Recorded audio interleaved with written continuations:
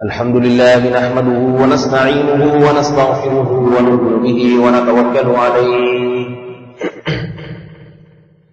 ونعوذ بالله من شرور أنفسنا ومن سيئات أعمالنا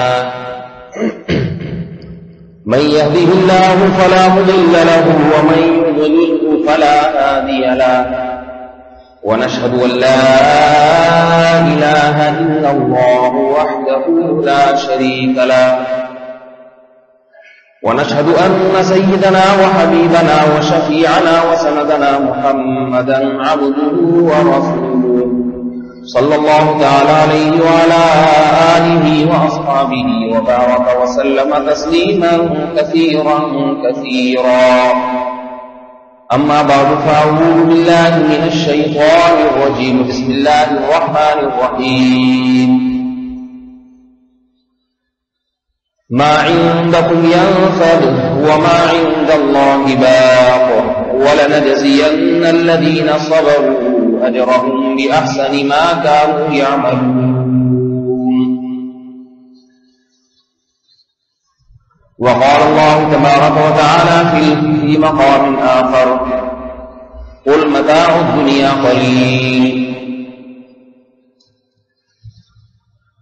وقال الله تبارك وتعالى أينما تكونوا يدرككم الموت ولو كنتم في بروج مشيدة وقال النبي صلى الله عليه وسلم من كانت الآخرة همه جعل الله غناه في قلبه وجمع له شمله وأتته الدنيا وهي راغمة ومن كانت الدنيا همه جعل الله فقره بين عينيه وفرق عليه شمله ولم يأته من الدنيا إلا ما قدر له أو كما قال صلى الله عليه وسلم.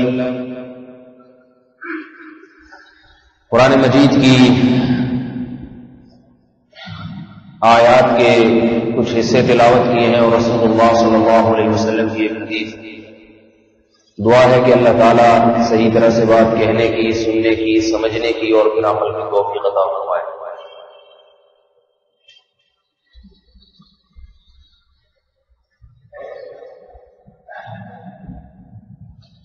دنیا میں کوئی بھی انسان ایسا نہیں ہے جو ناکام زندگی گزارنا چاہتا ہو. ہر آدمی یہ چاہتا ہے کہ میری زندگی کامیاب گزرے.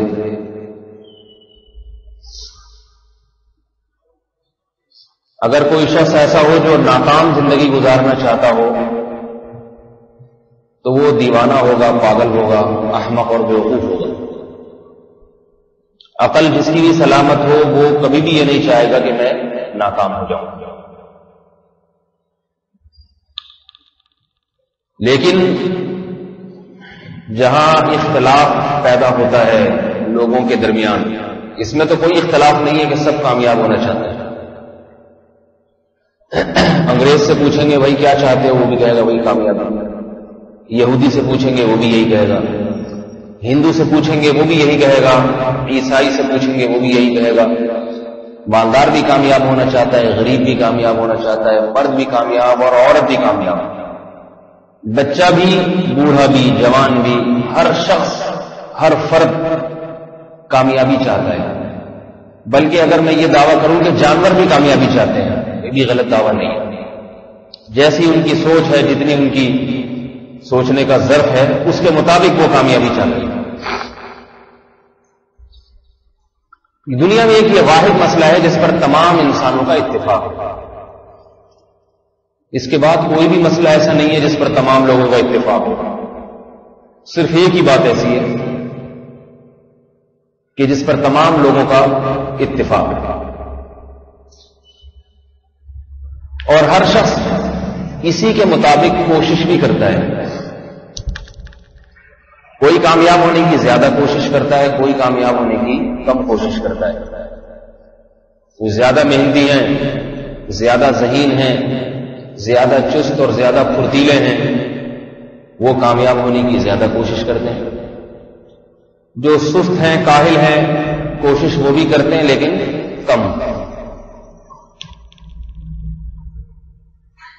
مسلمانوں کے بارے میں مشہور ہے کہ سست ہیں لہذا ترقی کی کوشش کم کرتے ہیں. جیپنیز کے بارے میں سنا ہے کہ بڑے چست ہوتے ہیں، لہذا ترقی کی کوشش زیادہ کرتے ہیں، کیونکہ وہ ترقی کو کامیابی سمجھتے ہیں، اور کسی حد تک کامیابی کا ترقی میں بہت بڑا دخل ہے بھی، اس میں بھی کوئی شک نہیں ہے۔ اختلاف جو پیدا ہوتا ہے وہ یہ کہ کامیابی کہتے کسے ہیں، اس میں مختلف ماہرین کی مختلف آراء ہیں۔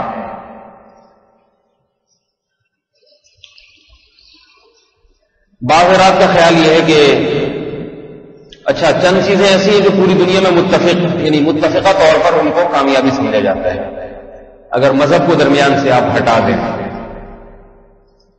مثال کے طور پر دنیا کی ہر قوم چاہتی ہے ہمارے ملک میں امن ہو،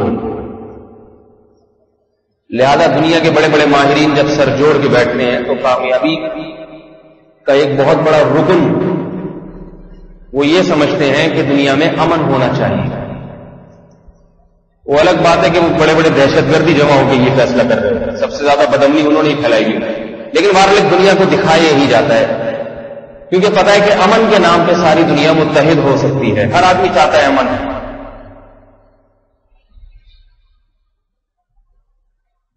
امن کو کامیابی سمجھا جاتا ہے کہ دنیا میں امن ہونا چاہیے۔ دوسری چیز، دنیا میں غربت کا خاتمہ ہونا چاہیے۔ سارے بڑے بڑے ماہرین یہی غور کرتے ہیں نا، ملکی سطح پہ بھی بین الاقوامی سطح پہ بھی، کیونکہ ان کا خیال یہ کہ غربت اگر ہوگی تو انسان ناکام ہو جائے گا، غریب آدمی کامیاب نہیں ہوتا، کامیاب وہی ہوتا ہے جو کھلا کھا رہا ہو اور اس کی خواہشات پوری ہو رہی ہوں، غریب آدمی کی ساری خواہشات پوری نہیں ہوتی۔ دیکھو ہم ایک غریب ملک سے ہمارا تعلق ہے، ویسے تو پاکستان غریب نہیں ہے لیکن بہرحال اس کو غریب قرار دے دیا گیا ہے، تو ہماری ساری خواہشات پاکستان میں پوری نہیں ہو سکتی۔ پنکھا ہماری مرضی سے گھوم سکتا ہے؟ بتاؤ بھائی، ہمارا دل چاہ رہا ہے کہ پنکھا گھومے، دن میں 4-5 دفعہ یہ خواہش پوری ہوگی اور 25-30 مرتبہ ہمیں صبر کا گھونٹ پینا پڑے گا۔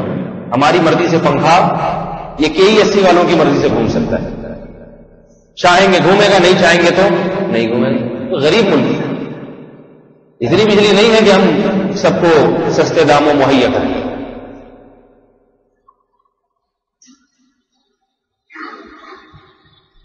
تو دنیا یہ کہتی ہے کہ غربت ناکامی کی دلیل ہے، لہذا غربت کا خاتمہ ہونا چاہیے، اور اس کا ایک حل یہ تلاش کیا گیا کہ غریبوں ہی کا خاتمہ کر دیا جائے۔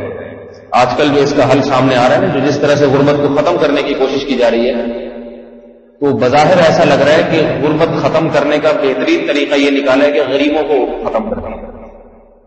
غریب دنیا سے ختم ہوں گے تو غربت خود بخود ختم ہو جائے گی۔ بدامنی نہیں ہونی چاہیے، امن ہوگا تو کامیابی، یہ امن ہی کامیابی ہے۔ غربت نہیں ہونی چاہیے، ہر شخص کی تمام خواہشات پوری ہونی چاہیے، اس پر ساری دنیا متفق ہے، خواہ زبان سے ہی ہو، نظریاتی طور پر سب اس پر متفق ہیں کہ دنیا سے غربت کا خاتمہ ہوگا تو انسان کامیاب کہلائے گا، خاتمہ ہی کامیابی کا نام ہے۔ تیسری چیز جس پر ساری دنیا کے فلاسفر، ساری دنیا کے انسان متفق ہیں وہ یہ کہ دنیا میں بیماریوں کا خاتمہ ہونا چاہیے۔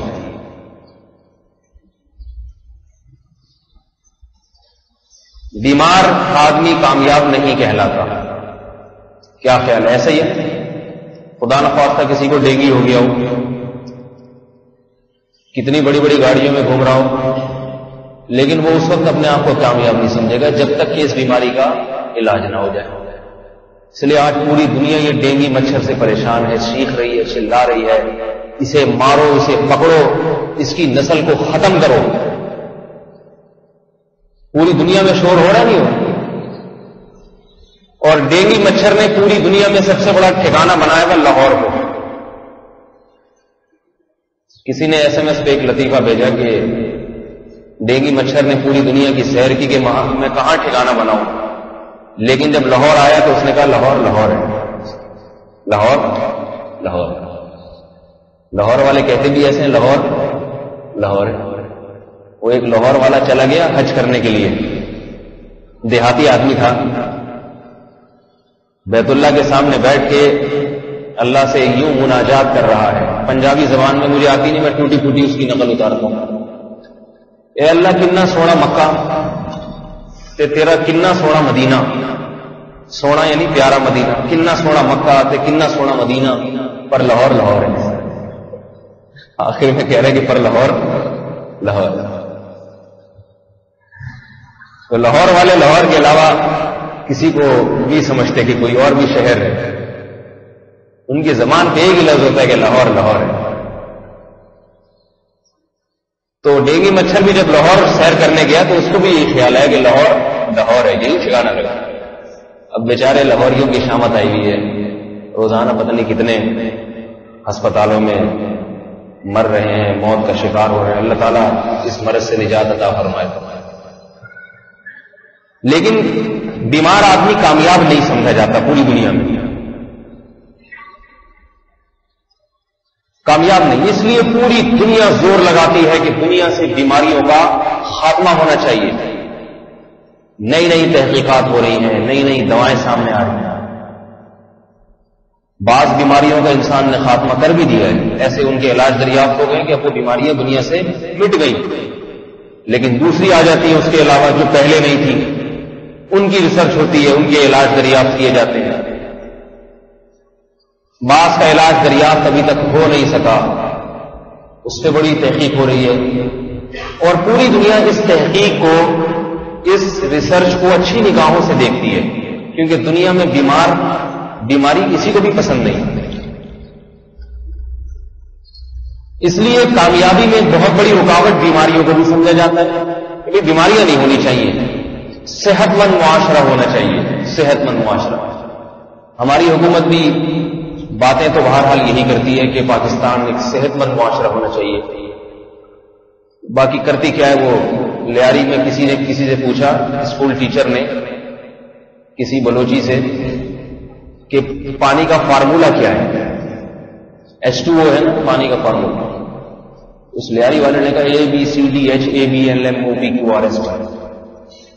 اس نے کہا یہ کیسا فارمولہ؟ اس نے کہا لیاری کے پانی کا یہی فارمولہ ہے، صرف H2O تو خالص پانی کا فارمولہ ہے، اس میں پتہ نہیں کیا کیا شامل ہے، سب ملا کے ABCD پوری Z تک مکمل ہو جاتی ہے۔ لیکن دعویٰ بہرحال یہی کیا جاتا ہے، صاف پانی، صاف ہوا، صحت مند خوراک، متوازن غذا، اس قسم کے نعرے پوری دنیا میں لگائے جاتے ہیں۔ ایک ترقی یافتہ اور کامیاب ملک کی علامت یہ ہے کہ وہاں کے لوگوں کو صاف پانی میسر ہو اور صحت مند خوراک اور صحت مند غذا، صاف غذا میسر ہے۔ لہذا ہر حکومت بھی دعوے اس کی کرتی ہے اور ہر شخص اپنے ذاتی طور پہ بھی اس کی کوشش کرتا ہے۔ ذات کی حد تک تو ہر آدمی مخلص ہے کہ مجھے کھانے کو اچھا ملے اور پینے کو مجھے صاف پانی میسر ہو، میری صحت اچھی ہونی چاہیے۔ دنیا میں کوئی ایسا شخص نہیں ہے جو اپنے آپ کو بیمار کرنا چاہتا ہو اور بیماری پہ خوش ہو، بیماری پہ راضی ہو۔ لہذا اسے بھی کامیابی سمجھا جاتا ہے۔ اور مزید کیا کہ جو کام انسان کے ذمے ہیں، جو کرنے ہی ہیں، ان میں سہولتوں کو تلاش کیا جائے، ان کاموں کو آسان بنا دیا جائے تاکہ محنت اور مشقت نہ ہو اور ٹینشن فری ہو کے انسان وہ کام کرے۔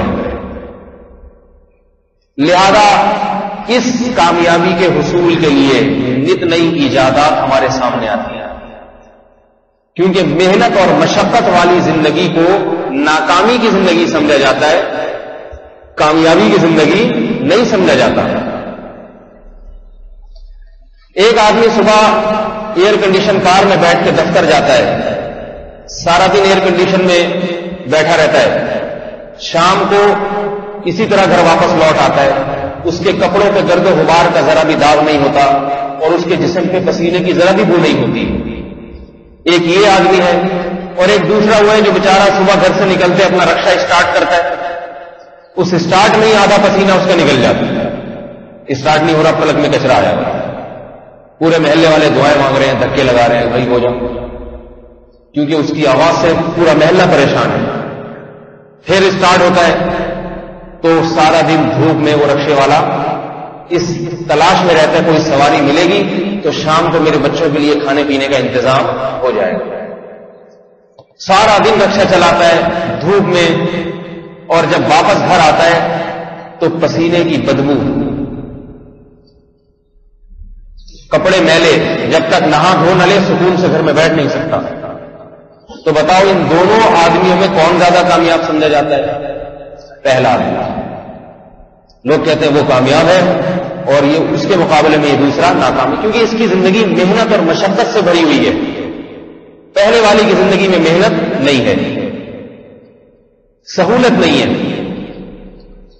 اس پر پوری دنیا کا اتفاق ہے کہ سہولت یہ کامیابی کی زندگی ہے اور محنت اور مشقت والی زندگی یہ ناکامی کی زندگی ہے۔ میرا خیال ہے بات سمجھ میں نہیں آ رہی، میں کچھ آگے یہ صرف جنرل نالج کے لیے کوئی میں پروگرام نہیں پیش کر رہا، آگے میں بتاؤں گا کہ اس پر شریعت نے کیا کہا ہے اور دلائل شریعت کے کیا ہیں جو شریعت نے دعویٰ کیا۔ انسان کو محنت اور مشقت سے بچانے کے لیے پوری دنیا کوشش کرتی ہے۔ پہلے ہوا کھانے کے لیے پنکھا جھولنا پڑتا تھا، سائنسدانوں نے انسان کو اس محنت سے نکال کے پنکھوں پہ لے آئے، بٹن دبا کے بیٹھ جاؤ، ہوا خود بخود ملے گی، یہ سہولت کی زندگی ہے۔ تبھی کہتے ہیں جس کے گھر میں پنکھا ہے، ایئر کنڈیشن ہے، وہ زیادہ کامیاب، اور جس کے گھر میں پنکھا اور ایئر کنڈیشن نہیں ہے وہ ناکام، اس کو ہوا خوری کے لیے جھولنا پڑے گا پنکھا۔ سفر کو کتنا آسان بنا دیا، پہلے سفر ہوتا تھا پیدل، اونٹوں پہ، گدھوں پہ، گھوڑوں پہ، کس قدر محنت اور مشقت کے بعد لوگ ایک ملک سے دوسرے ملک پہنچتے تھے، کئی کئی مہینوں کا سفر کر کے۔ آج اتنا آسان سفر ہو گیا کہ آپ بیٹھیں اور آپ کے ٹانگوں کی توانائی، جسم کی توانائی ذرا بھی استعمال نہیں ہوگی، سوتے سوتے آپ پہنچ جائیں گے اپنی منزل تک، اتنی آسانی کے ساتھ۔ وہ الگ بات ہے ہمارے ملک کی سڑکیں ایسی ہو گئی ہیں، ایک صاحب آئے سری لنکا سے آ رہے تھے، میرا خیال ہمارے کو رشتے دار تھے، میں بھول گیا ان کی جگہ جو میں بتائی تھی، تو کہتے ہیں کہ مجھے دوسرے ملک سے کراچی پہنچنے میں اتنی دیر نہیں لگی جتنی کراچی کے ایئرپورٹ سے گھر پہنچنے میں ٹائم لگا، اور اتنی تھکاوٹ ایک ملک سے پاکستان پہنچنے میں نہیں لگی۔ وہ دنیا کے دوسرے کنارے سے آ رہے ہیں پاکستان، لیکن ایئرپورٹ سے گھر پہنچنے میں جو مصیبت اور مشقت ہوئی ہے وہ زیادہ تھی۔ لمبے لمبے سفروں کو آسان بنا دیا گیا ہے اور ہر شخص اس کوشش میں لگا ہوا ہے۔ جو آدمی جہاز میں سفر کر رہا ہے وہ زیادہ کامیاب سمجھا جاتا ہے اس کے نسبت جو ٹرین میں سفر کر رہا ہے۔ ٹرین میں جو ایسی کارنر میں سلیپر میں بیٹھا ہوا ہے وہ زیادہ کامیاب سمجھا جاتا ہے بنسبت اس کے جو سیکنڈ کلاس تھرڈ کلاس میں بیٹھا ہوا ہے، اور ٹرین میں جسے سیٹ ملی ہوئی ہے وہ اپنے آپ کو زیادہ کامیاب سمجھتا ہے ان لوگوں کی نسبت جو غریب غربا بیچارے ٹرین کے بیت الخلا کے سامنے جگہ گھیر کے بیٹھے ہوئے، اور وہ غریب غربا اپنے آپ کو ان لوگوں سے پھر بھی زیادہ کامیاب سمجھ رہے ہوتے ہیں جن کو ٹرین میں یہ بھی جگہ نہیں ملی۔ سہولت، کیونکہ ان کا خیال ہے یہ پیدل آئیں گے کراچی۔ یہ وہ بنیادی چیزیں ہیں جن کے حصول کی کوشش ہر دور میں ہر شخص کرتا ہے اور انہی کو کامیابی اور انتہا سمجھتا ہے۔ لہذا جسے یہ چیزیں مل جائیں وہ اپنے آپ کو سمجھتا ہے کہ میں کامیاب ہو گیا، اور جس شخص کو یہ چیزیں میسر نہ ہوں وہ اپنے آپ کو یہ سمجھتا ہے کہ میں ناکام ہو گیا۔ لیکن قرآن مجید کیا کہتا ہے؟ کامیابی ہے کیا؟ کامیابی ہے کیا؟ دیکھو جو بنانے والا ہے، جس نے بنایا ہمیں، اسے زیادہ پتا ہے. الا یعلم من خلق، اللہ فرماتے جس نے بنایا کیا اسے علم نہیں؟ تمہارا علم کیا اللہ کے علم سے زیادہ ہو گیا؟ من خلق، جو بنانے والا ہے اسے زیادہ پتا ہے کہ اس کی کامیابی کس چیز میں ہے. جو بنا ہوا ہے، جس کو بنایا جائے، اس کو وہ یہ فیصلہ نہیں کر سکتا، اس کی عقل دھوکہ کھائے گی. یعلمون ظاہرا من الحیات الدنیا، قرآن کہہ رہے تم دنیا کی ظاہری چمک دھمک کو دیکھ کے فیصلے کر رہے ہو. ظاہر کو دیکھ کے فیصلہ کرنے والا ہمیشہ غلط نتیجے میں پہنچتا ہے، یاد رکھیے. اور جو شخص گہرائی میں جا کے غور کرتا ہے ہمیشہ وہ صحیح نتیجے تک پہنچتا ہے. دیکھیے آپ کا کوئی دشمن ہے، آپ کو معلوم ہے کہ یہ دشمن ہمیشہ مجھے برائی کی طرف اور میرے نقصان کی دعوت دیتا ہے. کسی دن اس دشمن نے آپ کی دعوت کی اور آپ کے سامنے مٹھائی پیش کی. اگر آپ عقل سے کام نہیں لیں گے اور آپ صرف ظاہر کو دیکھیں گے، مٹھائی کی شکل و صورت کو دیکھیں گے، تو آپ اپنا نقصان کر بیٹھیں گے. آپ دیکھیں کتنا زبردست لڈو، کیسا رسگلہ، رنگ سفید اور کیسا شیرہ ٹپک رہا ہے، کھا جائیں گے. لیکن اگر عقل ہوگی تو آپ غور کریں گے کہ بھائی آج تک تو یہ شخص میری دشمنی پہ تلا رہا ہے، تو آج اچانک بغیر کسی سبب کے اس کو کیسے خیال آ گیا کہ مجھے مٹھائی کھلائے؟ کہیں ایسا نہ ہو کہ اس نے مٹھائی کے اندر زہر کی گولی رکھی ہوئی ہو، کہیں ایسا نہ ہو کہ اس مٹھائی کے خمیرے میں، اس مٹھائی کے آٹے میں، اس مٹھائی کے گھی میں، شیرے میں کوئی ایسا زہر کیمیکل ملا دیا ہو میں کھاتے ہی مر جاؤں. عقل مند آدمی جلد بازی نہیں کرے گا، غور کرے گا، پرکھے گا اس کو. ہر مٹھائی، ہر لڈو اٹھانے سے پہلے کہے گا پہلے آپ آدھا کھائیں، جو بچے گا وہ میں کھاؤں گا. ایک ایک لڈو کے بارے میں، کیونکہ کچھ پتہ نہیں ہے کون سے والے میں زہر ملا ہوا ہے. یہ مثال ذرا اچھی طرح سے سمجھیے. ایک ایک کے بارے میں کہ پہلے آپ اس کو چکھیں پھر میں کھاؤں گا، کیونکہ مجھے آپ پر اعتماد نہیں ہے.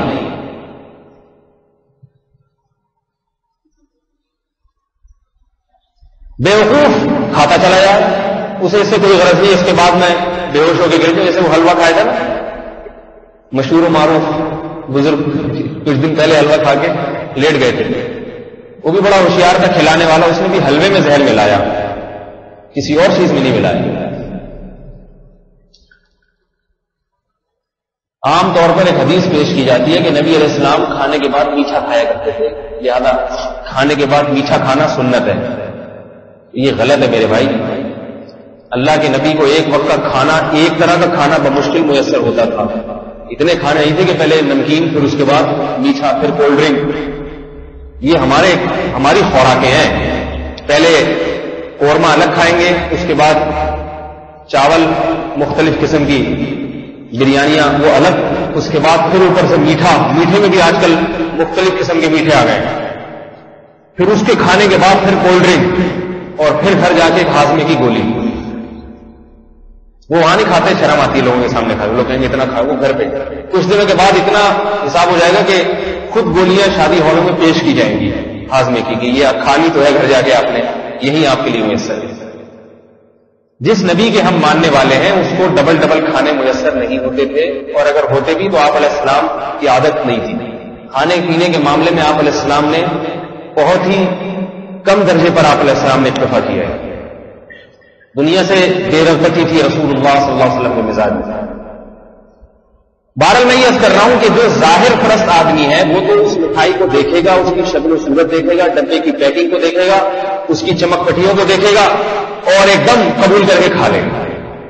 اور وقتی جو زبان کی لذت آئے گی، وقتی طور پہ تو چاہے زہر بھی ہو لذت تو آتی ہے، اس لذت کو دیکھے گا.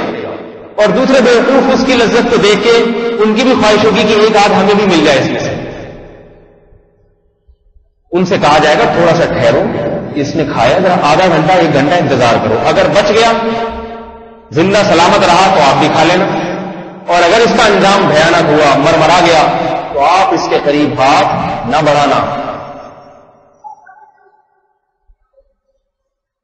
میرے بھائی یہی بات سمجھانے کے لیے 1,24,000 پیغمبر دنیا میں آئے ہیں. اتنی سی بات سمجھانے کے لیے. دنیا کی دولت، دنیا کی ظاہری ترقی، دنیا کی ظاہری صحت اور دنیا کے ظاہری مال و اسباب کو دیکھ کر دھوکے میں نہ آنا.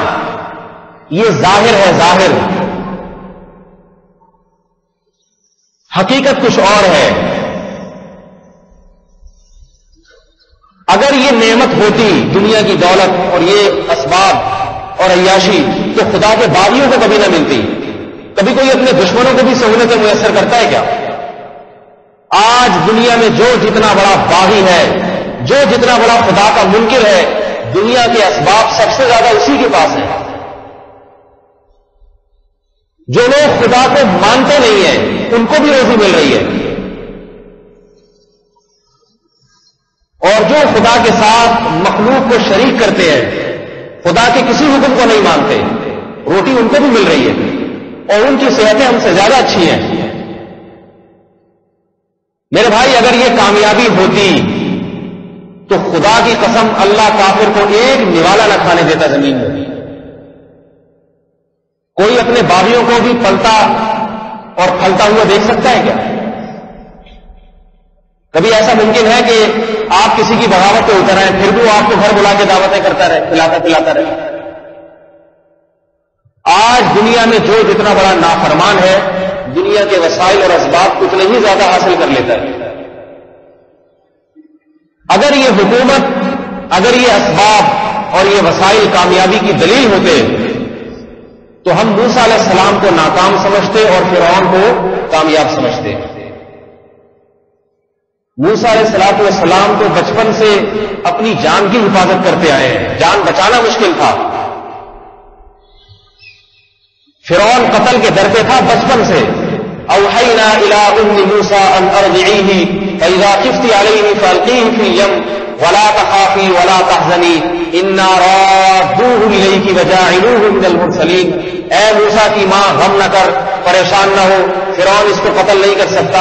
جب تجھے خوف ہو کہ فرعون کے درباری آ کے تجھ سے اسے چھین لیں گے تو اسے دریا کی موجوں کے حوالے کر دینا، صندوقچے میں ڈال دینا. انا رادوہ الیک، مختلف طریقوں سے بچاتے بچاتے ہم اسے تیری گود میں پہنچا دیں گے. وجاعلوہ من المرسلین، اور ہم اسے پیغمبروں میں سے بنائیں گے. کس قدر جان کو بچانا مشکل. جس بچے کو صندوقچے میں ڈالا جا رہا ہو کوئی یہ کہہ سکتا ہے کہ یہ کامیاب ہے؟ جس کی جان اتنی غیر محفوظ ہو. اس وقت دنیا نے کہا فرعون کامیاب اور موسیٰ علیہ السلام معاذ اللہ ناکام.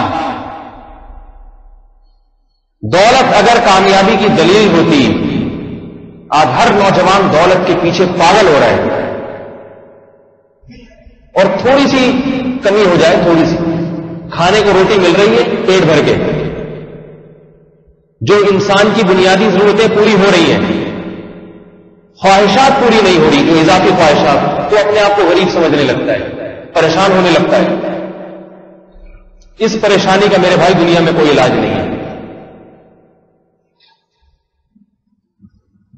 اگر دولت کامیابی کی دلیل ہوتی تو قارون کے خزانوں کی چابیاں جانور لاد کے نہ چلا کرتے.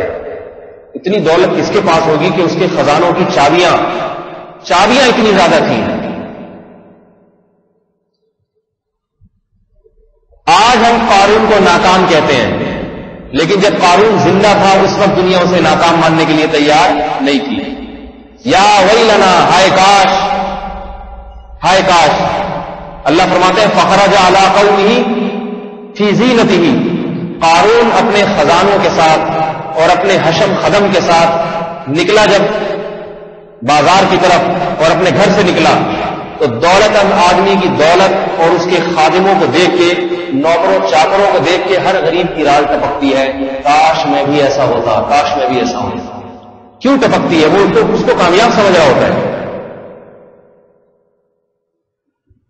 قال الذين يريدون الحياة الدنيا یا لیت لنا مثل ما اوتی قارون. ہائے کاش ہمیں بھی ایسی دولت ملتی جیسی اس کو ملی ہے. اس وقت دنیا قارون کو کامیاب سمجھ رہی تھی، آج ہم ناکام سمجھ رہے ہیں، کیونکہ انجام اچھا نہیں تھا، انجام اچھا نہیں تھا۔ ایک آدمی مٹھائی کھا رہا ہے، دشمن کے ہاتھ سے پیش کردہ مٹھائی، دیکھنے والا سمجھے گا کتنی لذت میں ہے، عقل مند کہے گا تھوڑا ٹھہرو، انجام دیکھو انجام کیا ہوتا ہے۔ اگر یہ کھا کے بچا رہا اور جسم میں طاقت اور توانائی اور قوت آئی پھر تو بہت اچھی مٹھائی تھی، لیکن اگر کھا کے آدھے گھنٹے کے بعد لیٹ گیا، اس میں زہر تھا، تو یہ اس کی علامت ہے کہ یہ کوئی اچھی چیز نہیں کھائی اس نے، اور یہ قابل رشک نہیں ہے۔ ہر آدمی کہے گا ایسی مٹھائی سے اللہ کی پناہ، اللہ مجھے بچائے ایسے لڈو سے، ایسی مٹھائی سے اور ایسے حلوے سے۔ آج ہم قارون کو ناکام سمجھتے ہیں، لیکن جب قارون زندہ تھا تو دنیا اسے ناکام نہیں سمجھتی تھی۔ آج ہم فرعون کو ناکام سمجھتے ہیں، یہ آج، کیونکہ اب انجام دیکھ لیا ہے ہم نے، لیکن جب فرعون زندہ تھا دنیا اسے ناکام نہیں سمجھتی تھی۔ تو میرے بھائی آج کسی دولت اور قوت اور حکومت کو دیکھ کے اسے کامیاب نہ سمجھو اور ویسا بننے کی کوشش نہ کرو۔ میں اکثر نوجوانوں کو دیکھتا ہوں، بیچارے حسرت میں، یار فلاں نے دکان کھولی ایسی چل رہی ہے، کروڑوں روپے کما رہا ہے، ہمارے ساتھ کا آدمی، تو بھائی تجھے کیا تکلیف ہے، کما رہا ہے، تجھے 2 روٹی مل رہی ہے نہیں مل رہی پیٹ بھر کے، بس آرام سے سو جاؤ۔ نہیں، وہ کیوں کما رہے ہیں؟ یعنی دل کی خواہش تو یہ ہوتی ہے، زبان سے لا نہیں رہے ہوتے، زبان سے اظہار کرتے کہ تھوڑا سا ابھی اتنی الحمدللہ حیا ہے، غیرت ہے، شرم آتی ہے مسلمان، یعنی کیوں مطلب ان کا یہ ہوتا ہے اتنا کیوں کما رہا ہے، یا پھر وہ بھی ہم جیسا ہو جائے، یا اللہ ہمیں اس جیسا بنا، ہمارے ہی ساتھ کا تو تھا، امریکہ چلا گیا۔ میں ابھی تک ادھر ایک نوجوان اپنے دوست کو چھوڑ کے گیا امریکہ، وہ یعنی ایئرپورٹ پہ اس کو رخصت کرنے کے لیے، میرے پاس آ کے، ہمارے چونکہ رشتے دار تھے، کہہ رہے ہیں میری اتنی حسرت تھی، کاش اس کی جگہ میں ہوتا وہاں، کاش، کہہ رہے 3 دن میں سویا نہیں ہوں، یہ چلا گیا، میں ادھر کا ادھر، کیا مزے کیے ہوں گے امریکہ جا کے، یعنی تصور تو یہ آ رہا ہو کتنے مزے ہوں گے، دولت بھی ہے، عزت بھی ہے۔ ایک آدمی افغانستان سے آ رہا ہو، کوئی ریسیو کرنے نہیں جاتا بیچارے کو، ایک امریکہ سے آ رہا ہو، پورا کنبہ پورا قبیلہ پہنچ جاتے ہیں ایئرپورٹ پہ اس کو وصول کرنے کے لیے، خوش آمدید کہنے کے لیے۔ عزت بھی مل گئی، دولت بھی مل گئی، صحت بھی وہاں اچھی ہو جاتی ہے، آتے ہیں تو تھوڑا چہرے پہ نور برس رہا ہوتا ہے، اور اسٹائل تو چینج ہو ہی جاتے ہیں بات چیت کے۔ اسٹائل جو امریکہ سے آئے ہیں نا، سب کی بات نہیں کر رہا، عام نوجوانوں کی بات کر رہا ہوں، اسٹائل چینج، یہ اسٹائل بھی پرانا لگتا ہے، یہ جو ہمارا اسٹائل ہے نا بات چیت، سوال کا جواب دیا آدھا گھنٹہ سوچ کے جواب دے رہے ہیں، یہ اسٹائل نہیں، کھڑے نہیں ہوتے۔ میں نے اکثر دیکھا، سب کی بات نہیں کر رہا بھائی، امریکہ میں بہت اچھے لوگ بھی رہتے ہیں، کہیں سمجھے میں کسی پہ طنز کر رہا ہوں، لیکن اکثریت کا جو میں نے دیکھا ہے جو امریکہ سے آتی ہے، ایک صفت کی اپنی جگہ پہ کھڑے نہیں ہوتے، وہ ہلتے بہت ہیں۔ وہ بھائی تو کھڑے ہو کے آرام سے بات کر لے، ہل رہے ہیں، کبھی ایک ٹانگ پہ سہارا، کبھی دوسرے ٹانگ پہ، ہاتھ بہت ہلا رہے ہوتے ہیں، ایکچولی ہر بات پہ ہل رہے ہیں، اور ہنستے بلا وجہ۔ 3 صفات میں نے دیکھی، کوئی بات نہیں ہنس رہا ہے، میں حیران ہوتا ہوں، یہ پتہ نہیں کوئی ایسی خوراک میں کوئی اثرات ہیں یا کیا ہے، وقار سے آرام سے بیٹھو بھائی، تسلی۔ میرا جو اپنی ذاتی رائے، یہ بے سکونی کی دلیل ہے، میری ذاتی رائے، ممکن ہے غلط ہے۔ سکون جس کی طبیعت میں ہوتا ہے وہ آرام سے اطمینان سے بیٹھا ہوگا، آرام سے بیٹھا ہوگا، اس کو کیونکہ اسی میں سکون آ رہا ہوگا۔ جس کی طبیعت میں سکون نہیں ہوتا وہ خامخواہ میں ہلتا رہے گا بیٹھ کر، سکون حاصل کرنے کے لیے وہ چاہے گا مصنوعی طریقے میں اختیار کروں، استعمال کروں۔ تو وہ بیچارہ اس کو ایئرپورٹ پہ چھوڑنے کے لیے گیا تو 3 دن تک سویا نہیں ہے، اپنے دوست کے تصور میں کہ کتنے مزے کر رہا ہوگا، جہاز میں جب بیٹھا ہوگا، امریکہ کی اعلان ہوا ہوگا، ناظرین وہ جو ایئر ہوسٹس حیران کرتی ہے کہ اب ہم اتنے بج کے اتنے منٹ پہ، ہمارے ہاں تو نوجوان ایئر ہوسٹس کو دیکھتے ہی بیچارے کافی خوش ہو جاتے ہیں، کتنی دیر تک یہ دیکھنے کو ملے گی، اسی پہ خوش ہو رہے ہوتے ہیں۔ پھر جناب وہاں جب اترا ہوگا، پھر گیا ہوگا، اور کیا مزہ آیا ہوگا، دولت بھی، عزت بھی، صحت بھی، کامیاب تو ہو گیا۔ لیکن ایسے نوجوان بھی ہمارے علم میں ہیں جو اس کامیابی پہ لعنت بھیجتے ہیں، میں جانتا ہوں۔ ایک صاحب میرے دوست آسٹریلیا میں پولیس آفیسر، آسٹریلیا میں کیا تھے؟ یہاں بے روزگاری، یہاں سے چھوڑ کے گئے تھے اپنی فیکٹری بند کر کے. آپ کو معلوم ہے ملک میں تجارت کا تو دیوالیہ ہو رہا ہے، فیکٹریاں بند ہو رہی ہیں، بجلی نہیں. یہاں ان کی فیکٹری تھی، بند کر کے گئے، آسٹریلیا میں جا کے ملازمت کی، پولیس آفیسر بن گئے. ٹھیک ٹھاک تنخواہ، عزت، ماشاءاللہ داڑھی بھی تھی ان کی، دین بھی تھا، شادی شدہ آدمی. یہ بچے ادھر ہی خود گئے وہاں. 2 سال کے بعد واپس آئے تو مجھ سے ملاقات ہوئی، کارگزاری سنانے لگے کہ ایسا ملک جس میں کوئی ٹینشن نہیں، یعنی اگر کوئی مثال دی جائے دنیا میں ایسا ملک جس میں ٹینشن کے علاوہ سب کچھ ہے تو آسٹریلیا ہے. امن، بدامنی بالکل نہیں ہے، اور معیشت بڑی مضبوط. بے روزگار آدمی کو بھی 3,000 روپے جو وہاں کی کرنسی کے مطابق سالانہ ملتے ہیں، جس میں اچھا خاصا گزارا ہو جاتا ہے. اور جس کا روزگار ہے وہ بچا لیتا ہے کافی پیسے. کہہ رہے میں بچاتا تھا بہت زیادہ پیسے، ساری ضرورتیں پوری ہونے کے بعد بچ جاتے تھے پیسے. میں نے کہا بھائی پھر کیوں آ گئے اس بے روزگاری میں؟ ٹارگٹ کلنگ بھی اس وقت عروج پہ تھی. کہنے لگے 2 سال کے بعد جب میں واپس آنے لگا، میں نے ارادہ کر لیا واپس آنے کا، تو وہاں ایک مولوی صاحب تھے، جو آسٹریلیا کے مولوی صاحب تو ذرا اسی اسٹائل کے ہوں گے. انہوں نے مجھے کہا کہ بھائی تم کہاں جا رہے ہو؟ پاکستان واپس. یہاں سب کچھ تو میسر ہے، کیوں جا رہے ہو؟ کہتے میں نے کہا بس میں جا رہا ہوں، میں نہیں رہ سکتا یہاں پہ. پوچھا بھائی تمہیں پتا ہے کہ تم جس ملک میں جا رہے ہو تو ایسے ہے جیسے جنت چھوڑ کے جہنم میں جا رہے ہو، یہ جنت ہے وہ جہنم ہے. کہتے میں نے ان کو جواب دیا کہ یہ دنیا کی جنت ہے اور آخرت کی جہنم ہے، اور ہمارا جو پاکستان ہے وہ دنیا کی جہنم مگر آخرت کی جنت ہے. اس نے کہا ایسے ملک میں جہاں میرا ایمان محفوظ نہ رہے اور جہاں میری عفت اور پاکدامی محفوظ نہ رہے، زنا کے اتنے مواقع اور ایسا بیہودہ نظام، میں وہ تفصیل بیان نہیں کروں گا جو انہوں نے مجھے بتائی. اس کی برائی کا چرچا وہ خود ایک بری چیز ہے. غیرت، شرم اور حیا یہ نہیں ہے اس معاشرے میں. اسکول کے چھوٹے چھوٹے بچے ایسی بیہودہ حرکات کرتے ہیں کہ جو ہم تصور نہیں کر سکتے جن حرکات، اور وہاں ان کو قانونی تحفظ حاصل ہے. میں نے کہا میں اپنی فیملی کو یہاں نہیں رکھ سکتا کیونکہ اسکول میں داخلہ کرانا پڑے گا اور بچے کا ایمان ختم ہو جائے گا. ڈاکٹر عبدالحی صاحب رحمۃ اللہ نے ایک دفعہ امریکہ دورہ کیا انہوں نے، تو وہاں جتنے امریکہ میں مسلمان تھے ان سے بیان کے دوران یہ بات کہی. فرمایا کہ آپ جتنے مسلمان ہیں آپ کے بارے میں امید ہے کہ آپ ایمان پر قائم رہیں گے. آپ کی جو آگے نئی نسل پیدا ہوگی اس کے بارے میں یہ دعویٰ نہیں کیا جا سکتا کہ مرتد اور کافر ہوگی، ممکن ہے مسلمان ہو، لیکن اس سے اگلی نسل کے بارے میں آپ کو ریٹن لکھ کے دینے کے لیے تیار ہوں کہ سارے مرتد ہوں گے، سارے بے ایمان ہوں گے، سارے کافر ہوں گے، ایک بھی مسلم نہیں ہوگا. اور ایسا آج مشاہدہ ہو رہا ہے. میں یہ نہیں کہہ رہا کہ امریکہ میں رہنا حرام ہے، کوئی اپنے دین کی حفاظت کر سکتا ہے تو کرے. بعض لوگ ایسے بھی ہیں یہاں بے دین تھے وہاں جا کے دیندار بن گئے، ایسا ہوا ہے. لیکن آج جن ملکوں کو جنت سمجھا جا رہا ہے بہت سے نوجوان وہاں سے بھاگ رہے ہیں. ہمارے بزرگ شیخ و مرشد حضرت مفتی رشید احمد صاحب رحمہ اللہ تعالی ایک دفعہ امریکہ گئے، برطانیہ گئے بیانات وغیرہ کے لیے. تو ایک آدمی برطانیہ کی مساجد کی سیر کروا رہا تھا، کوئی پاکستانی، حضرت کو بتا رہا تھا کہ یہ دیکھیں کتنے نمازی یہاں پہ ہوتے ہیں، یہاں کتنا دین کا چرچا ہے، کتنا دین کا کام ہو رہا ہے. وہ سنتے رہے کافی دیر تک.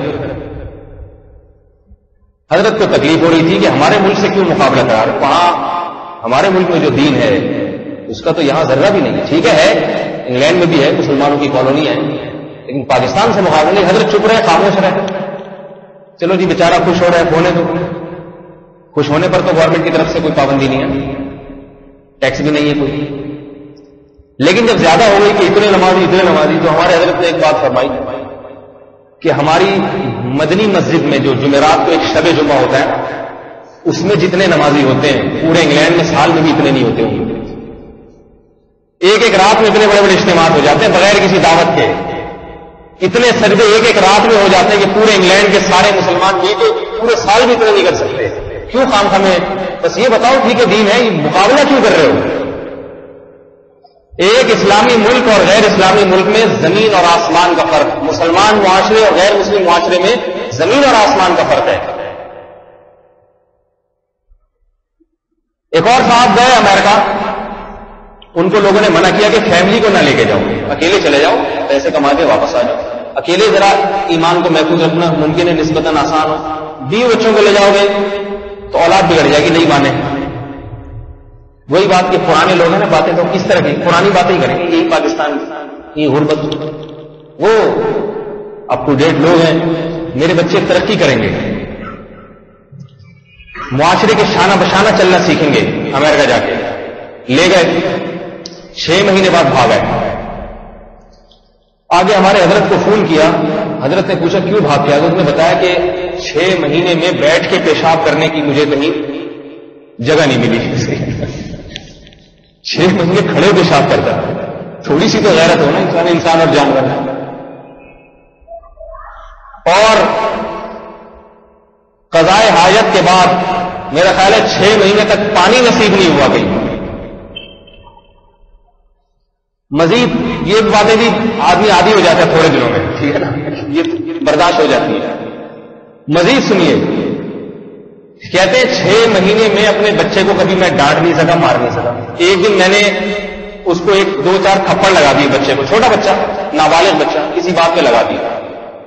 ٹیلی فون کیا، پولیس اندر، ٹھیک ہے اندر ہو گئے. بہرحال چھوٹ چھاڑ کے واپس آئے.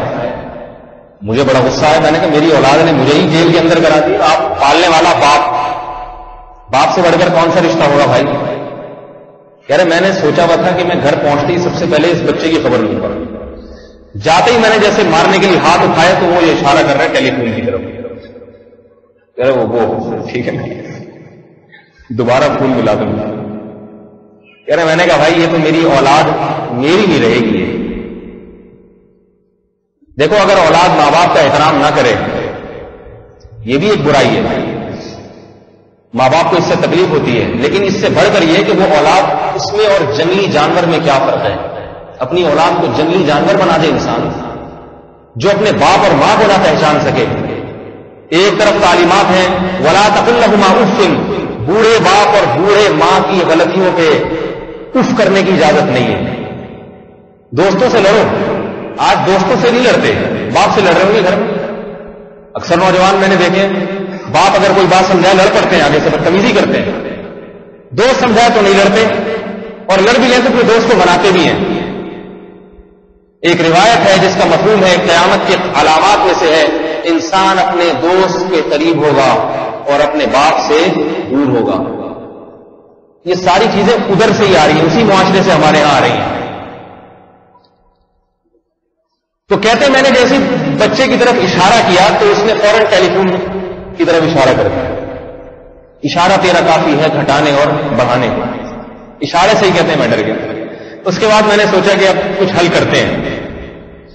میں نے یہ فیصلہ کر لیا کہ میں واپس جاؤں گا. ایسی دولت مجھے نہیں چاہیے جس سے میری اولاد جانور بنے، اور اولاد انسانیت کی اس سے. دیکھو انسان صرف کھانے پینے کا نام نہیں ہے، دولت کمانے کا نام نہیں ہے. کچھ آداب ہیں، کچھ اخلاق ہیں جن سے محلہ اور آراستہ ہونا پڑتا ہے انسان کو. کہہ رہے میں نے ارادہ کیا، لیکن بچے میرے اتنے اپ ٹو ڈیٹ ہو چکے تھے کہ مجھے پتا تھا اگر میں نے بچوں کو بولا نا پاکستان جانا ہے تیاری کرو، یہ نہیں جائیں گے. یہ پھر پولیس کو فون کریں گے ہمیں پرانے ملکوں میں لے کے جا رہے ہیں، پرانے آثار قدیمہ میں لے کے جا رہے ہیں. اور حکومت ساتھ دیتی ہے. پھر اولاد حقوق انسانیت کے خلاف ہے کہ پاکستان میں کوئی جا کے رہے. انسانیت کے حقوق پاکستان میں پامال ہوتے ہیں، ان کا خیال ہے. حالانکہ میرا خیال ہے ہمارے ٹارگٹ کلنگ میں اتنے نہیں مرتے جتنے ان کے ہاں جو قتل و غارت ہوتی ہے، جبری زنا ہوتے ہیں. بہرحال کہہ رہے میں نے بچوں کو کہا کہ میں تمہیں پرانے ملکوں کی ذرا سیر کرا کے آؤں. ان کے پورے الفاظ میں نقل نہیں کر رہا ہوں، ان کا مفہوم بتا رہا ہوں. تھوڑا سا ہم سیر سپاٹے کے لیے چھٹیوں میں چلیں گے تو میں ذرا پرانی قائد اعظم اور علامہ اقبال کی خبریں، اور جیسے ہوتا ہے نا بچوں کو امریکی بچوں کو شوق ہوتا ہے ذرا اپنے کلچر دیکھیں، ہمارا کلچر تھا، کلچر کی سیر کرانے کے لیے جاتے ہیں. ارادہ یہ تھا کہ واپس نہیں آنا. بچے تیار ہو گئے چاہیے ہمارے ابا ہمیں اپ ٹو ڈیٹ رکھنے کے لیے ہمارا کلچر دکھا رہے ہیں. آ گئے بیوی بچوں، بیگم بھی آنے کے لیے تیار نہیں، بیگم بھی اپ ٹو ڈیٹ ہو چکی تھی، وہ کہاں پرانے ملک میں جائیں گے ذرا. کہہ رہے میں نے جھانسا دیا، میں نے کہا چلو تفریح کرا کے لاتا ہوں تمہیں، ذرا قائد اعظم کا مزار دکھا دوں گا، مینار پاکستان دکھا دوں گا، چڑیا گھر دکھا دوں گا، ٹھیک ہے نا. غریب غربا لوگ پاکستانی دکھاؤں گا کیسے ہوتے ہیں، بجلی کیسے جاتی ہے، بجلی جانے کی دعا یاد ہو جائے گی، ٹھیک ہے. بجلی جانے کی دعا تو آتی ہے نا آپ لوگوں کو، پہلے ہوتا تھا نا کسی کے مرنے کی دعا کہ انا للہ و انا الیہ راجعون، موت کی خبر سنیں تو آج کل اس کو تبدیل کیا جا رہا ہے کہ بتی جانے کی دعا کیا ہے، بچوں کو یاد کرایا جائے گا. بہرحال کہتے ہیں میں ان کو لایا، ایئرپورٹ پہ اترا کراچی پہ، اس کے بعد میں ان کو گھر لایا، دروازہ بند کیا، بغیر کسی وجہ کے اپنے دونوں بچوں کو اتنی کٹ لگائی ہے تسلی کے ساتھ، بغیر وہاں تو وجہ تھی یا بغیر کسی وجہ تسلی کے ساتھ مارا. میں نے کہا بلا کسی پولیس والے کو، دیکھتا ہوں کیسے بیٹھ کے پیشاب کیا 6 مہینے کے بعد اور تسلی سے مارا. وہ کہہ رہے ہیں مجھے مار کیوں رہا بھائی، کیوں مار رہے ابا؟ کہہ رہے وہ ویسے ہی مار رہا ہوں، یہ ٹھڑک مٹانے کے لیے مار رہا ہوں، یہ بتانے کے لیے کہ ہم پاکستان میں آ گئے اور یہ بتانے کے لیے کہ میں تمہارا باپ ہوں. باپ تو بغیر کسی وجہ کے بھی مار سکتا ہے، میرے مارے نہیں آپ لوگ کو، یہ آپ لوگ باپ مارنا شروع کر دیں بلا وجہ. لیکن ایک بات بتا رہا ہوں کہ اگر باپ بغیر کسی وجہ کے ہاتھ اٹھائے اپنی اولاد پہ، اولاد کو بدتمیزی اور بد کلامی کی اجازت نہیں ہے، تو احسانات بہت ہیں، احسانات بھی تو دیکھو. دوست ہاتھ اٹھائے، آپ اٹھائے ہاتھ، جتنے اس کے احسانات اتنے آپ کے احسانات. ایک صحابی آئے رسول اللہ صلی اللہ علیہ وسلم کے پاس، عرض کیا کہ یا رسول اللہ میرا باپ مجھ سے میرا مال مانگتا ہے، کہتا کما کے مجھے دو. حدیث کا مفہوم ہے باپ نے شکایت کی اپنا مال مجھے نہیں دیتا، مجھ پہ خرچ نہیں کرتا. اللہ کے نبی نے یہ نہیں فرمایا کہ بھائی تم باپ ہو تم اپنا کماؤ، بیٹا اپنا کمائے. آزادی ہے. باپ سے یہ نہیں کہا اگر تمہارے پیسے نہیں ہے تو IMF سے قرضہ لے لو، یہ نہیں فرمایا علیہ السلام. یا کسی بینک سے رابطہ کرو، یا میں تمہارے لیے قرضے کا انتظام کرتا ہوں. آپ نے بیٹے کو ترغیب دی، فرمایا انتا و مالک لابیک، فرمایا تو بھی اور تیرا مال بھی سارا تیرے باپ کا ہے، تیرا ہے ہی نہیں. یا آج تیرے بازو میں کمانے کی طاقت کیسے پیدا ہوئی؟ اگر باپ اس وقت نظر انداز کر دیتا، پھینک دیتا، میں نہیں پالتا، میں خرچ نہیں کرتا. باپ کی پیشانیوں پہ کتنی لکیریں آتی ہیں جب انسان اس باپ کی اولاد پیسوں کی محتاج ہوتی ہے، قرضے لیتے پھرتے ہیں کہ میرے بیٹے کی تعلیم ادھوری رہ جائے گی، بچہ بیمار ہے اس کے علاج کے پیسے نہیں ہیں میرے پاس. کس قدر فکر مند ہوتا ہے، چاہے بیٹی ہو چاہے بیٹا ہو.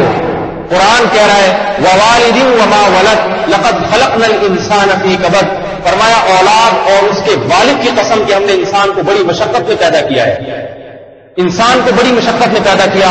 اس کی دلیل قرآن کیا کہہ رہے ہیں؟ باپ کی قسم اٹھا کے فرمایا دیکھ رہا ہوں کہ باپ کو دیکھنے کا اولاد کے لیے کیسی مشقتیں اٹھاتا ہے. تو میرے بھائی میں اپنی بات کو سمیٹ کے جلدی جلدی ختم کرتا ہوں. جس چیز کو ہم کامیابی سمجھتے ہیں ضروری نہیں کہ وہ حقیقی کامیابی ہو. یہ موضوع تو ذرا طویل ہے، یاد رہا یا انشاءاللہ اگلے ہفتے اس کو پھر مکمل کروں گا. ابھی میں بات کو جلدی جلدی سمیٹتا ہوں. اللہ اس کی نظر میں جو کامیابی ہے، فرمایا ما عندکم ینفد، فرمایا تمہارے پاس جتنی نعمتیں ہیں، جتنی نعمتیں ٹھیک ہے بہت اچھی ہیں، مگر اس پہ ایک نمبر پلیٹ لگی ہوئی ہے فنا کی. دیکھو آپ نے بہترین گاڑی خریدی چمن سے، لینڈ کروزر خرید کے لائے، آپ اتوار بازار میں لے جا کے اس کو کھڑا کر دیا، 20 لاکھ قیمت لگائی، گاڑی ہر طرف سے اوکے، AC بھی صحیح کام کر رہا ہے، لیکن آخر میں گاہک نے آ کے نمبر پلیٹ دیکھی، بھائی یہ تو چمن سے آئی ہے، اس کو تو نمبر پلیٹ ہی 2 نمبر ہے. آپ کا بھائی سیٹ کو دیکھو کتنی زبردست، اسٹیئرنگ دیکھو، ٹائر دیکھو کتنے موٹے موٹے. وہ کہے گا بھائی نمبر پلیٹ کو دیکھو، کہے گا نمبر پلیٹ سے کیا ہوتا ہے، اٹھا کے پھینکو. پلیٹ سے تھوڑی گاڑی چلتی ہے، نمبروں سے تھوڑی چلتی ہے گاڑی، تو انجن سے چلتی ہے. انجن دیکھو، آپ کہیں گے بھائی یہ چلے ہی نہیں، रोड पे जब लेकर आऊंगा हर वक्त खटका लगा रहेगा, कहीं भी पुलिस वाले ने रोक दिया तो मैं भी अंदर और गाड़ी भी अंदर। ऐसी गाड़ी को चलाने का क्या फायदा? एसी भी चल रहा है, मजा भी आ रहा है, लेकिन कुछ पता नहीं कब मैं भी अंदर और गाड़ी भी अंदर। ऐसी गाड़ी होनी चाहिए जो मौत तक मेरा साथ न छोड़े। जब मैं खुद बेच के आऊं तो अच्छे दामों बिक जाए वो, लिहाजा फौरन उस गाड़ी की वैल्यू गिर जाएगी। 5 लाख में भी कोई नहीं खरीदेगा, और वो खरीदेगा भी वही जिसके पुलिस में बड़े जबरदस्त ताल्लुकात होंगे। मुमकिन है कोई पुलिस वाला खरीद ले, पुलिस वाला तो खरीद सकता है ऐसी 2 नंबर गाड़ी को, मादरत के साथ पुलिस वाले भी पास बयानात में बैठे होते हैं। बहरहाल पुलिस वाला तो मुमकिन है खरीद ले, लेकिन कोई आम बेचारा गरीब गुरबा नहीं खरीद सकते। गरीब गुरबा से मुराद आवाम। तो याद रखो, कुरान एक 2 लफ्जों में एक बात जिक्र कर रहा है। अल्लाह फरमाते हैं ये दौलत, ये बंगले, ये गाड़ी, ये सेहत, ये सब कुछ है, लेकिन इस पर फना का लेवल लगा हुआ, ये हमेशा नहीं मर खत्म हो जाएगी, और कुछ पता नहीं किस वक्त खत्म हो जाए, कुछ पता नहीं किस वक्त अल्लाह की तरफ से जो भेजी हुई पुलिस है वो इसको गिरफ्तार कर ले। अयनमा तकूनु युदरिकुमुल मौत वलौ कुंतुम फी बुरूजिन मुशय्यदा, फरमाया भाग के मजबूत किलों में बंद हो जाओ, मौत जो पुलिस की तरह तुम्हारे पीछे लगी हुई है, जब अल्लाह का हुक्म होगा वो तुम्हें जकड़ लेगी। पा वो डेंगू मच्छर के काटने से जकड़े, पा वो बुखार से हो, पा वो हलाकत से हो, टारगेट किलिंग के जरिए हो, किसी ट्रक के नीचे आगे हो, और किसी भी तरीके से हो। दुनिया में कोई तरक्की याफ्ता कौम ऐसी नहीं है जिसने अपने बाशिंदों को मौत से बचा लिया हो। सारे मर जाते हैं, जो बड़े बड़े डॉक्टर हैं वो खुद मर जाते हैं बेचारे। तो मेरे भाई ऐसी चीज, आज हम कानून को क्यों नाकाम समझते हैं? इसलिए कि मर गया, दौलत खत्म हो गई, छीन गई, इसलिए नाकाम समझ रहे हैं। तो मेरे भाई ये नेमतें हमसे भी छीनी जाएंगी, ये हमसे भी सलब की जाएंगी, हमारे साथ ये नेमतें नहीं रहेंगी, और हमारे ऊपर कोई ऐसे ताल्लुकात भी नहीं है। वो स्मगलिंग की गाड़ी मुमकिन है किसी SHO से ताल्लुकात को चला ले वो रोड पे, हमारे आलम बाला में कोई ऐसे ताल्लुकात नहीं है कि मौत के फरिश्ते से हमारे कोई इस किस्म के ताल्लुकात हो कि हम अपनी उम्र बढ़वा लें उससे कह के कि भाई ये मुझे बड़ी मुश्किलों से ये नेमतें मिली हैं, लिहाजा प्लीज 25-30 साल से पहले मुझे परेशान न करना। ऐसे कोई लोग बकरे काट काट के रिश्वत देते तो है उसको मौत के फरिश्ते को, मुर्गियां काट काट के, बकरे काट काट के, ये हमारे मरीज की जान बचा ले, ये बकरा ले ले, लेकिन वो इतना होशियार है वो बकरा भी लेता है और मरीज की जान भी लेता है, इसलिए बकरे ना काटा करें। अयनमा तकूनु मा इंदकुम यनफद, फरमाया सब खत्म हो जाएगा, वमा इंदल्लाहि बाक़, लेकिन अगर तुम अल्लाह के लिए कुर्बानी दोगे, इन नेमतों में वो नेमत इस्तेमाल करो जिसकी अल्लाह ने तुम्हें इजाजत दी, जिसकी इजाजत नहीं दी उससे दूर हो जाओ, उससे इज्तिनाब करो, तो फिर अल्लाह तुम्हें जो नेमतें देगा वो नेमतें कभी भी खत्म नहीं होंगी, वो नेमतें कभी भी फना नहीं होंगी, और वो नेमतें सिर्फ अल्लाह के मानने वालों को मिलेंगी। ये इस बात की दलील होगी कि वाकई वो अल्लाह की नेमतें हैं, क्योंकि नाफरमान को नेमत कभी नहीं मिलती।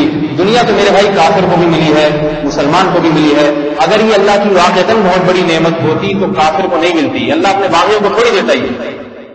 ये कुरान ने एक दावा किया है, और बार बार इस दुनिया की फनाइयत की तरफ कुरान इशारा कर रहा है। आज अगर मुसलमान की समझ में ये बात आ जाए कि ये दुनिया खत्म होने के लिए है, रहने के लिए नहीं है, तो मेरे भाई मुसलमान परेशान होना खत्म हो जाए। 50-50 हजार रुपये माहाना आमदन है, परेशान है, पूरा ही नहीं होता।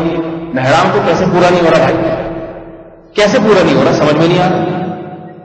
मेरे पास लोग आ रहे हैं, हजरत 50 हजार, मैं जब तफ्तीश करते थे परेशानी, मैं जब तफ्तीश करता हूं कितना कमाते हैं, पता चल जाता है 50-60 हजार कमा रहा है।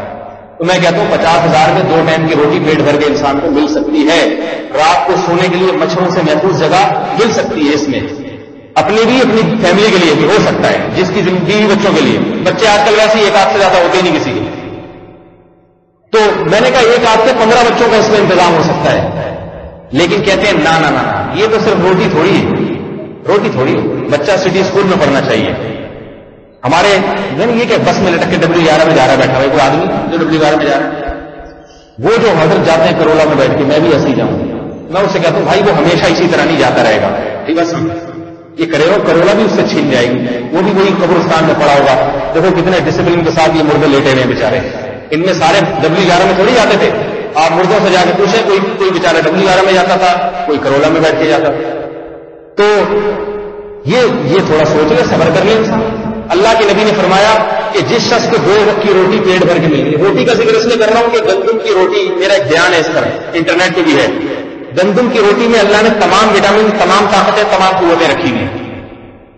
जिस शख्स को पेट भर के 2 वक्त गंदुम की रोटी मिल जाए, उसके जिस्म में किसी किस्म की कोई विटामिन की कमी नहीं होगी, इंसान की फितरी ग़िज़ा है। سمجھ آ رہی ہے نا بات؟ باقی جو ہم اٹرم پٹرم کھا رہے ہیں وہ اضافی ہے، کھائے، پابندی نہیں اللہ کی طرف سے، وہ اضافی چیزیں ہیں۔ روٹی میں تمام کچھ اللہ نے رکھا ہوا ہے، سب کچھ رکھا ہوا ہے۔ گندم کی روٹی نہ ملے پھر آپ پریشان ہو، پھر مانگنے کی بھی اجازت ہے، بھیک مانگنے کی بھی اجازت ہے، لیکن اللہ تعالیٰ 2 وقت کی روٹی پیٹ بھر کے ہر ایک کو، اور 2 وقت کی 3 وقت کا کھانا، یہ بھی ایک بدعت ہے۔ کھاتے ہم بھی 3 وقت کی کا ہیں، لیکن یہ ضرورت نہیں ہے۔ آپ جتنی پچھلے لوگوں کو دیکھیں گے، ابھی بھی دیہاتوں میں چلے جائیں، جو مصنوعی زندگی جن کی نہیں ہے، وہ 2 وقت کھانا کھاتے ہیں، 3 وقت نہیں کھاتے۔ یقین نہ آئے، جانوروں کو دیکھ لو، گایوں کو باندھ کے، گائے کا پیٹ بڑا ہوتا ہے، ہمارا پیٹ زیادہ بڑا ہے، بتاؤ بھائی۔ بھینس کو بھی کتنا دیا جاتا ہے؟ ایک صبح ایک شام۔ یہ ناشتہ ایک بدعت ہے۔ بدعت سے مراد کوئی شرعی بدعت نہیں، ایک نئی چیز ہے۔ کریں آپ ناشتہ، پابندی نہیں ہے، لیکن اگر ناشتے کے پیسے نہ ہوں، دوپہر کھانے کے پیسے اور رات کھانے کے پیسے پیٹ بھر کے مل جائیں۔ اب اگر یہ رو رہا ہے نا یہ آدمی کہ میرے پاس کھانے کو نہیں ہے، یہ رونا اس کے لیے جائز نہیں ہے۔ سمجھ میں آ رہی ہے بات؟ یہ ہوس کا مریض ہے، اور ہوس کا دنیا میں کوئی علاج نہیں ہے، یاد رکھیں۔ اگر آپ کے پاس سر چھپانے کے لیے جگہ ہے، مچھروں سے محفوظ، اور رات کو آپ کو سکون کی نیند آ جاتی ہے، ایسی جگہ ہے، اب اگر آپ رہائش کے لیے رو رہے ہیں کہ ہائے میرے پاس رہنے کے لیے جگہ نہیں ہے، تو یہ جھوٹ بول رہے ہیں، یہ رونا آپ کا جائز نہیں ہے، یہ ناشکری ہے۔ سمجھ میں نہیں آ رہی میرا خیال ہے بات؟ اگر آپ کو خدا نہ خواستہ کوئی خطرناک بیماری لگ گئی اور اس بیماری کے معتدل علاج کے پیسے، معتدل کا مطلب آغا خان کے پیسے ہونا ضروری نہیں آپ کے پاس، معتدل پیسے آپ کے پاس ہیں، معتدل کے مراد کہ ایک درمیانے درجے کا ڈاکٹر سے آپ علاج کرا سکتے ہیں، اور اتنے پیسے یا اس کا انتظام ہو گیا، پھر بھی آپ رو رہے ہیں، تو یہ رونا آپ کے لیے جائز نہیں ہے، ناشکری کی دلیل ہوگی۔ یہ ٹینشن آپ کی اپنی بنائی ہوئی ٹینشن ہے۔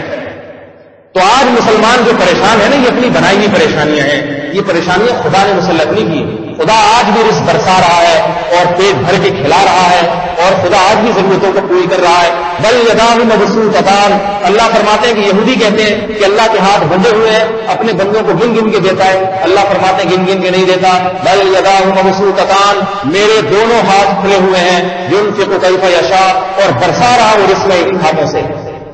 تو اپنے معیار کو بدلیں، تبدیل کریں۔ مسافر کو جن چیزوں کی ضرورت ہوتی ہے، اگر وہ چیزیں ہمیں مل رہی ہیں تو ہمارا یہ سفر آرام سے گزر جائے گا، اور اگر اس دنیا کو وطن سمجھتے ہیں کہ میں نے یہاں رہنا ہے، تو پھر خدا کی قسم اگر ہزار گز کے بنگلے بھی مل گئے تو پھر بھی انسان کا نفس نہیں بھرے گا، وہ کہے گا یار میرے پاس تو صرف ایک بنگلہ ہے، اور زرداری صاحب کے پاس کروڑوں بنگلے ہیں، وہ تو مجھ سے آگے نکل گیا، روتا رہے گا ساری زندگی۔ آج تک میں نے کسی دولت مند کو جس کے پاس دین نہ ہو ایسے دولت مند کو میں نے آج تک کبھی مطمئن نہیں دیکھا کہ مطمئن ہو گیا بہت اللہ کا دین، رو رہا ہوتا ہے بھائی۔ سب سے بڑا رونا تو بڑھاپا ہے، وہ کہتا ہے اتنی دولت لیکن بڑھاپا بھی تو آئے، بعد سے پھر رونا شروع ہو گئے۔ ایک دولت مند سے کسی نے پوچھا تیری سب سے بڑی تمنا کیا ہے؟ اس نے کہا میری سب سے بڑی تمنا یہ ہے کہ اتنی مشکل سے میں نے اتنی دولت کمائی، اور جب میں ایسی عمر میں کمائی ہوئی کہ اب جوانی میری ختم ہو رہی ہے اور بڑھاپا مجھے سامنے نظر آ رہا ہے، کاش اس بڑھاپے کو کوئی مؤخر کر دے، میری ساری عیاشیاں یہ بڑھاپا چھین لے۔ بوڑھا آدمی، آپ کے غریب آدمی کے پاس تو قورمہ کھانے کے پیسے نہیں ہوتے، اور بوڑھا آدمی کے پاس کتنے بھی پیسے ہوں مگر کھانے کے لیے دانت نہیں ہوتے بیچارے کے پیسے۔ وہی بات ہے، کہتے ہیں جب دانت تھے تو بادام نہیں تھے، اور جب بادام ہے تو دانت جواب دے چکے۔ جب دانت صحیح سلامت تھے بادام کے پیسے نہیں تھے، اور جب اللہ نے کھانے کے لیے بادام دیے تو دانت چھین لیے۔ تو اکثر خواہشات ایسی عمر میں پوری ہوتی ہیں کہ وہ بیچارہ کسی کام کا رہتا نہیں۔ ہر ایک کے، میرے اوپر بھی یہ حالات آئیں گے، آپ کے اوپر بھی آئیں گے۔ بڑھاپا انسان سے ہر چیز کو چھین لیتا ہے، انسان کا حسن ماند پڑ جاتا ہے۔ اور میرے بھائی، ایسی بے وفا دنیا سے محبت کرنے کے بجائے، دنیا کمانے پر پابندی نہیں ہے، دنیا سے دل لگانے پر پابندی ہے، دنیا سے محبت کرنے پر پابندی ہے۔ کمائے مل گئے ٹھیک ہے، نہیں کمائے ٹینشن فری، کوئی بات نہیں۔ میں ایک بڑے بزرگ کی بات میں کر رہا ہوں، ان کے کروڑوں روپے تجارت میں ڈوب گئے، کروڑوں روپے۔ ہم ان سے ملے، ذرا بھی ان کی پیشانی پہ بل نہیں۔ پوچھا بھائی اتنا بڑا نقصان، فرمایا کیا نقصان ہوا؟ کھانے کو مل رہا ہے، پینے کو مل رہا ہے، بس یہ ٹھیک ہے، ہو گیا۔ لیکن اس تجارت میں اور لوگوں کے بھی نقصان ہوا تھا، تو اس میں کئی لوگوں کا ہارٹ فیل ہو گیا۔ تو ہمارے حضرت نے ان کا نام رکھا ہوا تھا شہدائے الائنس۔ وہ الائنس کا ایک کاروبار مشہور ہوا تھا نا، آپ کو معلوم ہے، اس میں کئی لوگوں کے پیسے ڈوب گئے تھے۔ شہدائے الائنس کی وجہ سے بیچارے شہید ہو گئے۔ تو ایسی چیز کی شہادت اچھی شہادت نہیں ہے۔ اللہ ہمیں سکون اور اطمینان عطا فرمائے، اور یہ سکون اسی وقت ملے گا جب انسان آخرت کو سامنے رکھ کے زندگی گزارے گا، اسی وقت سکون ملنا شروع ہو جائے گا۔ دنیا کو اپنی ضرورت سمجھے ہی نہیں، جتنا مل رہا ہے اس پہ گزارا کرے، گزارا کیا، شکر ادا کرے، بہت مل رہا ہے اللہ تعالیٰ ہمیں ان باتوں پہ عمل کی توفیق عطا فرمائے اور ہمارے چہروں پہ بشاشت اور رونق لے کر آئے. ہر وقت ہائے ہوئے ہائے کیسے نہیں، ہائے یہ نہیں، ہائے وہ نہیں، یہ چیزیں اللہ کو بھی پسند نہیں ہے. اللہ تعالیٰ عمل کی توفیق عطا فرمائے. وما علینا الا البلاغ.